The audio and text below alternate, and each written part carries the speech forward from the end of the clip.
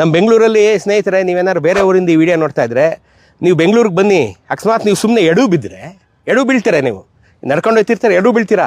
ನಿಮ್ಮ ಕಾಲ ಹತ್ರ ಒಂದು ಬಾರ್ ಆ್ಯಂಡ್ ರೆಸ್ಟೋರೆಂಟು, ತಲೆ ಹತ್ರ ಒಂದು ಬಾರ್ ಆ್ಯಂಡ್ ರೆಸ್ಟೋರೆಂಟು. ಆ ರೀತಿ ಇದೆ ಇಲ್ಲಿ, ಆ ರೀತಿ ಇದೆ. ಈ ಸರಿ ಸರ್ಕಾರ 40,000 ಕೋಟಿ ರೂಪಾಯಿಗಳನ್ನು ಅಬಕಾರಿಯಿಂದ ಎಕ್ಸ್ಪೆಕ್ಟ್ ಮಾಡ್ತಾ ಇದೆ. ಅಂದ್ರೆ ಏನರ್ಥ? ಜನನ್ನ ಆದಷ್ಟು ಕುಡಿಸಿ ತಾನು ದುಡ್ಡು ಮಾಡಬೇಕು ಅಂತ ಸರ್ಕಾರ ನಿಂತ್ಬಿಟ್ಟಿದೆ. ಅರ್ಥ ಆಯ್ತೆ? ಸೊ ನಿಮ್ಮನ್ನು ಬಲಿಪಶು ಮಾಡಿ ನಿಮ್ಮ ದುಡ್ಡನ್ನು ತಾನು ಎತ್ಕೊಂಡು ನಿಮ್ಮನ್ನೇ ಕಲ್ಯಾಣ ಮಾಡ್ತೀನಿ ಅನ್ನೋದೇ ಸರ್ಕಾರ, ಇವತ್ತಿನ ಸರ್ಕಾರಗಳು ಅಂದರೆ. ಅರ್ಥ ಆಯ್ತಾ? ಸೊ ಈ ಥರ ಕುಡಿಸ್ತಿರೋದ್ರಿಂದ ಜನ ಇನ್ನೇನು ಮಾಡ್ತಿದ್ದಾರೆ? ನಶಕ್ಕೆ ಬಿದ್ದಿದ್ದಾರೆ. ಅವ್ರಿಗೆ ಕುಡಿಯೋಕ್ಕೆ ಎಲ್ಲಿ ಜಾಗ? ನದಿ ಪಾತ್ರ, ದೇವಸ್ಥಾನ, ಪಾಳು ಬಿದ್ದೋಗಿರೋ ದೇವಸ್ಥಾನ ಇವೇ. ಕುಡಿದ್ಬಿಟ್ಟ ಮೇಲೆ ನಶದಲ್ಲಿ ಬಾಟ್ಲು ಹೊಡೆದಾಕೋದು. ಸೊ ಇದನ್ನು ಪ್ರತಿಯೊಬ್ಬನೂ ಹೋಗಿ ನೀನು ಕಂಟ್ರೋಲ್ ಮಾಡೋಕ್ಕಾಗಲ್ಲ. ಕಂಟ್ರೋಲ್ ಮಾಡಬೇಕಾಗಿರೋದಲ್ಲಿ ಮೇನ್ ಸ್ವಿಚ್ ಯಾವುದು? ಸರ್ಕಾರ, ಅಬಕಾರಿ ಇಲಾಖೆ ಬಾಗ್ಲಾಕಬೇಕು. ಆಯಿತಾ? ಈಗ 100 ಎಣ್ಣೆ ಅಂಗಡಿ ಇದೆಯಲ್ಲ, ಸಾರಿ ಫಾರ್ ದಿಸ್, 100 MRP ಇದೆಯಲ್ಲ, ಬಂದ್ ಮಾಡಿ ಒಂದಿರಬೇಕು. ಆಯ್ತು? ಆಗ ನಿಮಗೆ ಗೊತ್ತಾಗುತ್ತೆ. ಬೇರೆ ರಾಜ್ಯಗಳಿಗೆ ಹೋಗಿ ನೋಡಿ, ನೀವು ಒಂದು ವೈನ್ ಸ್ಟೋರ್ ಹುಡುಕಕ್ಕೆ 3 hours ಆಗ್ಬೇಕು. ನಿಮಗೆ ಹುಡುಕ್ತಾ ಇರ್ತೀರ ನೀವು, ನಾನು ನೋಡಿದ್ದೀನಿ.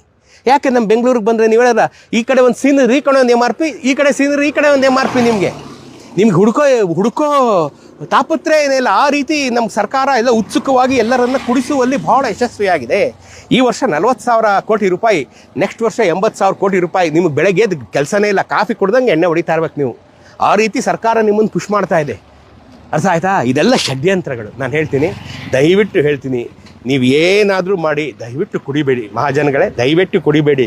ನಿಮ್ಮ ಕೈಲಿ ಪ್ಲಾಸ್ಟಿಕ್ ಲೋಟ ಕಾಣ್ತೋ, ನೀವು ನೊಬೆಲ್ ಪ್ರೈಸ್ ತಗೊಂಡಿರ್ರಿ. ನಾನು ಹೇಳ್ತೀನಿ, ನಿಮ್ಮನ್ನು ಕುಡುಕ ಅಂತ ಅಸಹ್ಯ ಪಟ್ಕೊಳ್ಳೋದನ್ನ ಜನ ಬಿಡಲ್ಲ. ಬರೆದಿಟ್ಕೊಂಬಿಡಿ ಈ ಮಾತು. ನಿಮ್ಮ ಕೈಯಲ್ಲಿ ಪ್ಲಾಸ್ಟಿಕ್ ಲೋಟ ನೀವು ಯಾವತ್ತಾದರೂ MRP ಮುಂದೆ ನಿಂತಿದ್ದನ್ನು ಯಾರಾದರೂ ನೋಡಿದ್ರೋ ಮುಗೀತು. ನೀವು ಅಷ್ಟು ವರ್ಷ ಸಂಪಾದನೆ ಮಾಡಿದ ಎಲ್ಲ ಖ್ಯಾತಿಯು ಮಣ್ಣಾಗಿ ಹೋಗ್ಬಿಡುತ್ತೆ, ಒಳ್ಳೆತನ ಮಣ್ಣಾಗಿ ಹೋಗುತ್ತೆ. ನೀವು ನಿಜವಾಗ್ಲೂ ಒಳ್ಳೆಯವರಾಗಿದ್ದರೂ ಯಾರೂ ನಿಮ್ಮನ್ನು ಕೇಳಲ್ಲ. ಕುಡಿಯೋದನ್ನು ನಿಲ್ಲಿಸಿ. ಈ ಪಾಳು ಬಿದ್ದ ಗುಡಿಗಳ ಹತ್ರ, ಕಲ್ಯಾಣಿಗಳ ಹತ್ರ, ನದಿ ಪಾತ್ರಗಳಲ್ಲಿ ಹೋಗಿ ಆ ಬಿಯರ್ ಬಾಟ್ಲು ಹೊಡೆಯೋದನ್ನು ನಿಲ್ಲಿಸಿ.